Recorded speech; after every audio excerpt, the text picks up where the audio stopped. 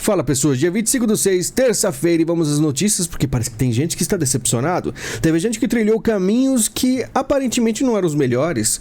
Agora resta saber se sabiam ou não, porque o Dinheiro Preto fala: fiz o L, mas não quero que o capital inicial vire um palanque. Eu seria um social-democrata se eu fosse europeu. É logicamente assim como o FHC, né? Que inclusive se encontrou com o Lula, que a gente vai comentar mais uma vez sobre isso, que é importante. Mas é isso que está acontecendo. Toda vez que a gente entra aqui no vídeo, né, que a gente começa as notícias, a gente sabe que a gente vai ver uma notícia ou do Estadão ou da Folha batendo no Lula, coisa que antigamente era quase que impensável, até mesmo pela direita. Mas eu falei que um dia isso iria acontecer, e o que acontece em cascata, em decorrência disso, é que pessoas que fizeram L começam a dizer que estão arrependidas. Aparece a Anitta falando que foi pressionada a bater no Bolsonaro, né, a falar contra o Bolsonaro.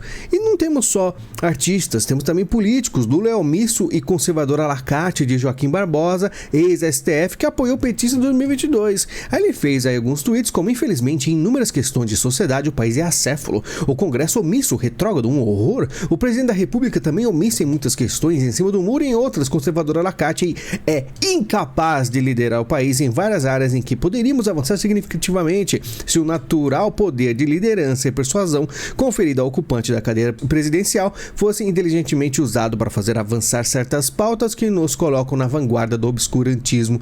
Aí fazendo todas as críticas, né? Esse cara no passado, inclusive, também era de certa forma aí um herói da direita, bem antigamente. Aí ele se tornou aí um apoiador do Lula, fez o L e agora está voltando atrás, porque as coisas vêm aparecendo todos os dias. Estadão: recorde de incêndios no Pantanal expõe falhas na prevenção de queimadas do governo Lula. Não era o Bolsonaro o grande, vamos dizer assim, o destruidor de mundos, que tudo pegava fogo? O número de focos de fogo chegou a 2.363 até 24 de junho. O total é quase 6 vezes maior do que os 406 focos registrados em todo o mês de junho de 2020, né, quando era o Bolsonaro. Ou seja, o que aconteceu? Não era o Bolsonaro o grande terror? Como é que o Lula consegue um incêndio 6 vezes maior? O que acontece? Claro que o governo faz a emergência, o governo Lula faz reunião sobre grande queimada no Pantanal, né? Mas é aquela coisa, cadê os petistas da Globo protestando? Ele vai dizer que a culpa de novo vai ser do Bolsonaro? Muito provavelmente sim. Ou questões climáticas, vai. Enfim, diversas desculpas serão dadas, tá? Mas não interessa, o pessoal vai começar a dar aquele backstep, vai começar a dar um passinho para trás, falar: não, eu não assumo esse BO, né? A gente fez o L, mas era para tirar um mal maior. Mas como assim um mal maior, sendo que agora vocês estão vendo números muito piores do que antes? O que acontece com esse povo, né? Inclusive, Lula se encontra com o FHC, reunião em São Paulo durou pouco menos de 1 hora. O presidente também esteve com o filósofo e linguista Noam Chomsky. E eu falo para vocês que é isso aqui, tá? É isso aqui que acontece quando se fala em social-democracia. Os caras são amigos, os caras são unidos, e eles aparecem aí sempre depois de um tempo, mostrando que a grande briga era um grande teatro. Visitei pessoas porque tem um grande carinho, diz Lula após o encontro com o FHC em São Paulo. Um grande carinho, mas eles não eram oposição?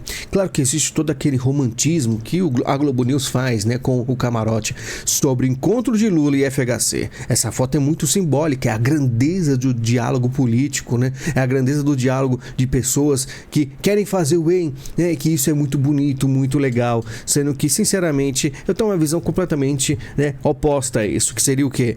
Quando você vê dois políticos muito felizes, unidos, que deveriam ser oposição, mas estão aí de mãos dadas, você pode entender, né, de certa forma, que é um conluio. Então quer dizer que você vota achando que você está votando numa pessoa que é contrária às ideias que você muitas vezes acham maléficas, que vocês acham horríveis, e você vê os caras dando a mão e todos felizinhos, você fala assim: peraí, estou votando em políticos diferentes ou são todos iguais? Se eles dão as mãos, aí debaixo das cortinas, às escondidas, longe dos olhos, ou depois de muito tempo assumem, né, que eram sempre unidos? É uma coisa que a gente precisa pensar, inclusive nos Estados Unidos acontece muito.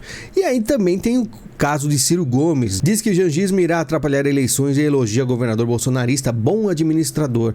E o Ciro Gomes muitas vezes é confundido até por um direitista, porque ele é aquele esquerdista que sempre tenta um espaço, tenta alguma coisa, não consegue. Quando perdeu aí, né, a questão das eleições, ele sumiu, ficou um tempo, aí ele volta para tentar angariar aí um povo que é mais ou menos, aquele povo que é nem Lula nem Bolsonaro, se assemelha muito com isentão, mas tem aí um posicionamento mais esquerdista. Ele fica naquele meio termo que nunca dá resultados, né? Enquanto isso, Barroso canta evidências de Chitãozinho e Chororó com estudantes em Londres, uma coisa maravilhosa, porque aqui no Brasil ele não tem muita liberdade, né? Então em Londres ele se solta um pouquinho mais. É ele que disse no vídeo passado que a gente comentou que tem uma vida muito dura, né? E o pessoal fala: isso aí, socialismo para vocês, o capitalismo em Londres para mim. Pessoal com certeza aí muito indignado, e como diz aqui o Ricardo, a liturgia do cargo que ele ocupa não recomenda esse tipo de exposição.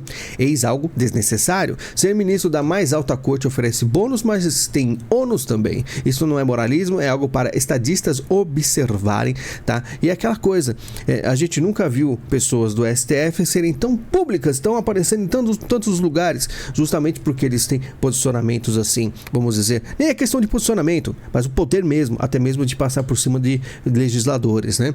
Aliados estão pessimistas sobre Bolsonaro voltar a falar com Valdemar, tá? Aí temos aí o Bolsonaro junto do Valdemar na foto, mas eles não podem mais ficar dessa forma, né? Eles foram proibidos de conversar, né, pela justiça, e isso complica muito toda a articulação, né, da questão do...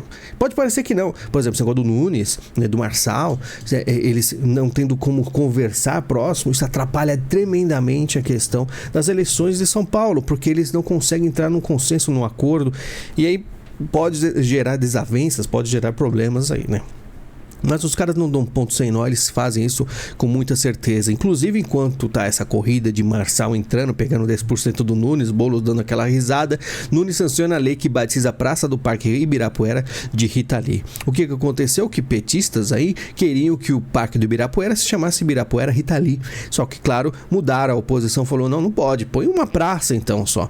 E vai lá o Nunes e sanciona. E aí quando aparece essa notícia, já é mais alguma coisa pro pessoal direitista olhar, né, aparecer isso aí, já dá um impacto mais na coisa, porque eu falo, a tendência é o quê? A mídia, vamos dizer, se ainda está, né, as mídias de esquerda, né, que não estão ainda batendo no Lula, vão ter aí, ou alguns jornalistas, né, alguns infiltrados ainda que estão contra aí o editorial, vão apoiar o Boulos e começar a bater no Nunes. Aí você percebe que o cenário catastrófico que está se formando em São Paulo, né, que a gente tem um monte de candidato disputando a direita, a suposta direita, né, que mais aparenta ser uma social-democracia, e o Boulos tranquilo, né, inclusive a volta dos mortos-vivos políticos do PT, eles vêm voltando vários nomes, José Dirceu, João Vacari Neto e outros petistas condenados por mensalão ou petrolão estão de volta à cena política, enquanto o governo enfrenta dificuldades na articulação com o Congresso, e sinceramente é isso que eles querem, é o máximo de gente da esquerda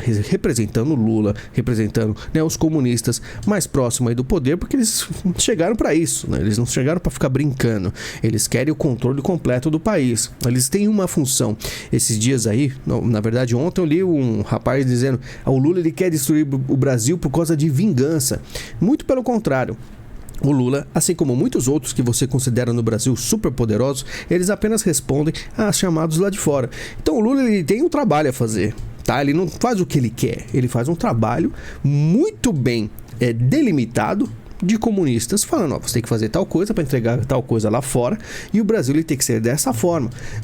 O Lula ele não quer quebrar o Brasil, é que todo comunista simplesmente ele tem como foco fazer isso aí com os países, só ver Venezuela, né? É um controle completo de países terceiro mundo. Relator da LDO 2025 defende emendas em 50 bilhões. Não há fartura, tá? É o seguinte, o relator diz que 50 bilhões é um bom número, manter, né? Ele justificou que o bom senso aponta que esse número não deve ser aumentado, tá? Dadas as situações atuais das contas públicas. Pelo amor de Deus, não vão aumentar mais de 50 bilhões, né? Você sabe o que é bilhão? Pois é, ele fala só de 50 bilhões. O cara, como diz aqui, o melhor comentário é apenas humilde. O cara é extremamente humilde, tá? Falando em dinheiro, vamos lembrar do Brasil, tá tendo um negócio aí do jogo do Tigrinho, né? Pois é, o jogo do Tigrinho é um negócio meio bizarro, né? Agora que a polícia tá indo atrás, aparecendo Fantástico, influenciadores. Vamos só passar aí uma vista sobre isso aí. Quando eu vi, já estava endividada. Relata a mulher que perdeu 200 mil no jogo do Tigrinho, né? 200 mil, pelo menos tem 200 mil pra perder, eu não tenho esse dinheiro. Ela perdeu aí, não é só ela. Crianças viram alvo de cassinos online que pagam influenciadores mirins em anúncios no Instagram. Então, vamos dizer assim, influenciadores mirins, até as crianças estão sendo alvo. E a jogadora do Tigrinho aqui, por exemplo, ganha 95 mil, tem conta bloqueada e vai à justiça, né? Conheceu a plataforma com a influenciadora, tentou falar com a influenciadora, ela falou, fala com esse cara aqui, e o cara falou, quando eu falei com ele, a resposta foi, infelizmente foi um bug da plataforma. Aí eu fiquei pensando, quando eu coloco meu dinheiro lá, eles aceitam. Agora, se eu ganhar, independente do valor, é porque a plataforma bugou. Eu não entendi. Mais ou menos isso, né? Imagina, ganha 25 mil no jogo do Tigrinho, como é que você quer ganhar ainda esse prêmio? Claro, essas coisas aí, o povo deveria não jogar, né? O mundo dos espertos, né? Os caras fazem esses esquemas e cai quem é otário, né? Hackers põem Tigrinho, links suspeitos de termos sexuais em sites de governo. Isso aqui eu já fui atrás de, vamos dizer assim, site do governo e tinha coisas bizarras de jogo, de aposta, né? Eles estão colocando, pode ser isso aqui vamos dizer, os caras estão mostrando poder pra cima do governo, né? Porque o governo começa a ir pra cima deles e os caras falam, peraí, a gente tem poder de fazer isso aqui, né? O governo tão seguro, né? Uma coisa tão maravilhosa. Assim, tudo no governo é maravilhoso, seguro, não tem perigo nenhum, né? Mas são invadidos e mudam as coisas brincando, tá? E deixa a guerra estourar aí, os caras vão brigar, né? Hackers põem Tigrinho, links suspeitos de termos sexuais em sites do governo e ponto final. Vamos ver aí o que o governo faz, né? Porque o Brasil é essa bagunça.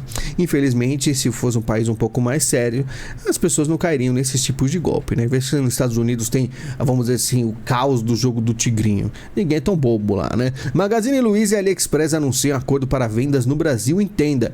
E o Magazine Luiza sempre muito próximo do governo, né? Consegue algumas coisas aí. Diz aqui o Ale, é assim, a BYD tem seus carros taxados em 60% nos Estados Unidos quando vindos da China. O que fez a empresa chinesa abrir uma fábrica de veículos no México que tem pelo NAFTA o imposto de importação zerado para produtos mexicanos. Checkmate. Enfim, não sei. Eu sei que pode ser que o Magazine Luiza, né, tem um acordo e aí consiga, através do AliExpress, trazer os produtos mais baratos.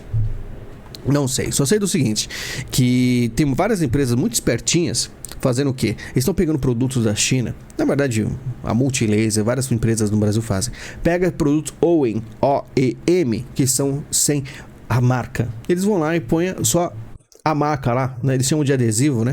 Eles são vendedores de adesivos aqui no Brasil. Tem até uma antiga empresa de videogames aqui no Brasil lançando um portátil, que eles vão pegar o modelo do portátil lá da China, vão só mudar o nome e revender aqui no Brasil. Aí eu não sei qual é vamos dizer assim, o trâmite que eles vão tirar um imposto, vão conseguir diminuir o preço ou não. Eu não sei como vai ser, mas vai ser assim daqui pra frente. As empresas vão pegar os piores produtos, uns fones de ouvido de $10 ou menos, e vender aqui por 200, 300 reais. Não sei como é que vai ser a coisa, porque a possibilidade das pessoas comprarem algo na China, no AliExpress, vai ser cada vez mais difícil, né? Então as pessoas desistem e vão pegar lá, pega ali aquele fone ali e não liga mais para a qualidade, mas sim pela facilidade de conseguir a coisa e pelo preço, talvez, né? Aí vão ter que lutar também para conseguir um bom preço. É aquela coisa, qual que é o trâmite que eles conseguem os produtos de forma barato e as pessoas ao comprar não conseguem esse mesmo preço? Mistérios. Maduro quer observadores do Brasil na eleição venezuelana, TSE não irá. Aí temos aí, chamando o Brasil não vai por quê, pô? O Brasil gosta desse tipo de eleição, né? As eleiçõezinhas vermelhas, mas não vai. Enquanto isso, a China não quer que as pessoas ostentem sua riqueza, já devo ter mostrado aqui, né? Que o pessoal tem muita gente ostentando lá, porque a China, ela tem uma estratégia que há muito tempo está assim, por isso que ela é tão poderosa, que ela, vamos dizer assim, ela deixa um capitalismo controlado crescer, e aí algumas riquezas aparecem. Só que aquilo, sempre quando tem uma riqueza demais, pode ser que um bilionário suma do nada, e agora eles estão começando a olhar para as pessoas que estão ostentando riqueza nas redes. É aquela mesma coisa do Lula, assim, você tem quantas TV em casa? Quer mais de uma pra quê, né? Então é mais ou menos isso que eles estão aí tentando fazer na China, tentando mudar aos poucos o pensamento do povo para começar a ser um pouco mais controlado, né? Porque tem muita liberdade, entre aspas, lá, que você sabe que é muito inferior a países como os Estados Unidos, né? Grupo por trás de protesto anti-Israel hotel em Nova York receberam o financiamento de Soros, não é novidade. Aí a gente vê um globalista aí fazendo as suas movimentações. Se você sabe a história dos Soros na Segunda Guerra Mundial, isso aqui não é nada de se espantar, sinceramente, nada de novo aí, e ele tem feito aí esse financiamento para várias coisas progressistas pelo mundo durante muitos anos, como diria Enéas lá no programa do Ratinho há muito tempo, né? Olha só quanto tempo. Aí o cara é que agora o filho dele tá tomando conta das coisas, né? Ele já não tem mais saúde para isso. E agora, Julian Assange, fundador do Wikileaks, fez acordo com os Estados Unidos e deixa a prisão no Reino Unido. Falou que admite que é culpado e agora ele saiu. Aí você vai se perguntar, tá, mas o que lado é esse cara? Muita gente não vai saber te responder, eu te digo. O Julian Assange é um cara que é mais ou menos próximo aí dos vermelhos, tá? Você vai falar, como assim? Mas ele nunca demonstrou? Não precisa, né? Ele é a mesma coisa do mesmo caminho do Snowden, do Glenn Greenwald, aquelas informações que surgem do nada do governo americano para realmente impactar a base do governo americano. E o governo americano, vamos dizer, tolo, acabou por aceitar esse acordo aí. Você quer uma dica? Às vésperas de possível extradição, Lula pede liberdade de Assange, tá? Isso aqui é notícia de mês passado, tá? Mas aqui, ó, o Lula defendendo Julian Assange, o jornalista que deveria ter ganhado o prêmio Pulitzer ao revelar segredo dos poderosos, ao invés disso está preso há 5 anos na Inglaterra, condenado ao silêncio de toda a imprensa, etc. Mas se você buscar postagens do Lula ou vídeos do Lula de 2010 mais ou menos, 2009, 2010, você vai ver que ele já defendia Julian Assange. E por quê? É um cara que é o fluxo das coisas, tá? Muita gente acaba se perdendo nos fluxos. O Lula é isso, o Lula é aquilo. Não, o Lula, ele é um comunista raiz, ele tem uma meta a seguir, uma meta a bater, vai dobrar a meta várias vezes e vai seguir o caminho que tem que seguir e defender os amigos do rei. E nesse caso, o rei do Lula é o Putin. Estamos certo? Enfim, vamos terminar o vídeo aqui por hoje. Estou extremamente desanimado. Eu devo confessar, é muito difícil você fazer um trabalho e ver que nada cresce, nada faz para crescer, e aquilo, tantos anos, né? Mas eu não quero também ficar enchendo o saco de vocês. Só queria dizer que o canal ele vai voltar a perder inscritos, vai voltar ao 334 mil, como sempre acontece durante mais ou menos aí, são 5 anos nessa história, mais de 5 anos nessa história. Depois de um fatídico dia, por algum mistério, o canal parou de ganhar inscritos e nunca mais ganhou e ficou na mesma marca durante 5 anos. Enquanto outros canais meus, como esse aí, como o meu de jogos lá, vem crescendo. É um número bem parecido, né? 143 perdeu nesse, 147 ganhou no outro, né? Mas enfim, isso é o normal. Você ganhar um pouquinho de inscrito, nem que seja pouco, né? Porque é difícil pessoas se desinscreverem. Mas não é só no YouTube, é também no Twitter, todos os lugares. E isso dá um grande desânimo. Mas ao mesmo tempo é um trabalho a ser feito. E eu sei que tem muita gente aí que admira aí o esforço da gente vir, não só quem faz como eu, mas quem assiste também, porque são pessoas empenhadas em entender o que acontece. E às vezes é muito difícil achar honestidade alguém que fale a verdade, porque se você for depender da mídia, da Globo News, né, da Folha do Estadão, que às vezes fica do lado certo, mas ao mesmo tempo você sabe que no fim eles querem também um projeto de poder. Então, sinceramente, é difícil achar pessoas que falam a verdade. Mas agradeço todo o carinho e vocês que ficaram até o final do vídeo e escutaram essa minha pequena reclamação, que de vez em quando não tem como não fazer. É muito chato, tá certo? Muito obrigado, a gente se fala, até mais.